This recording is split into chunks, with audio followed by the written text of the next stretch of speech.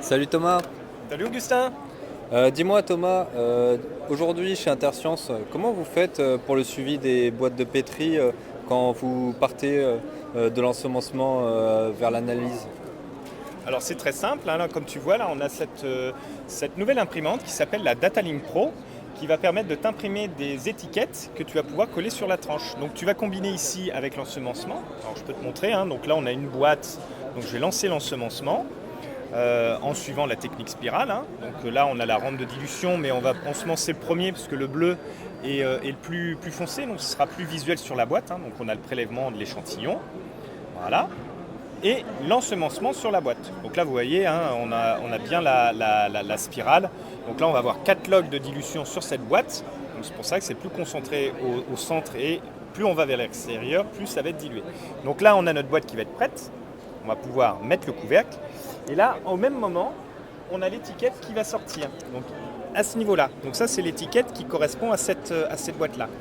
Donc on va juste pouvoir faire glisser la boîte sur cette plateforme, hop, et on va voir l'ensemencement directement sur la tranche. Voilà, avec le code barre, puis les informations sur les paramètres d'ensemencement, sur la personne qui a réalisé l'ensemencement, etc., etc.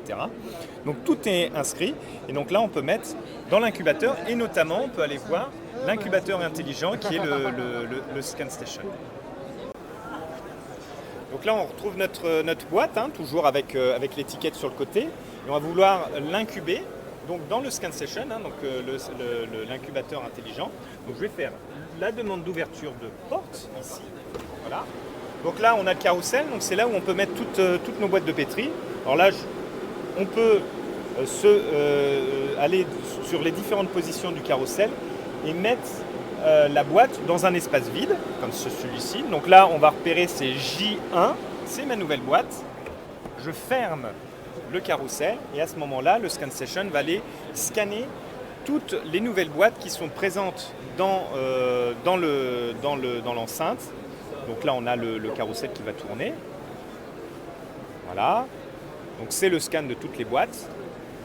Quand le scan va se terminer, il va aller chercher la boîte en J1. Donc ça, c'est la boîte que je viens de mettre. Il met sur la tablette. Et là, on voit en fait le barcode reader qui va flasher l'étiquette. Une fois qu'il a détecté, il la remet en place. Et on va aller la retrouver dans le menu. Donc J1, ça va être là-bas. Voilà. Hop, on est ici. Donc là, il a détecté le numéro de l'échantillon. On a juste à valider. Hop. Et il va lancer la boîte. Donc là, je viens de lancer l'incubation. Donc là, il va prendre une première photo qui va être le T0.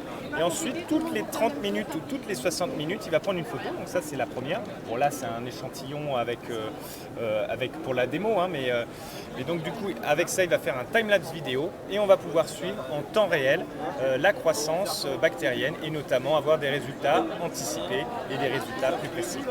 Voilà comment on fait le lien entre l'ensemencement et l'incubation grâce à la DataLink Pro. Merci beaucoup Thomas. Avec plaisir.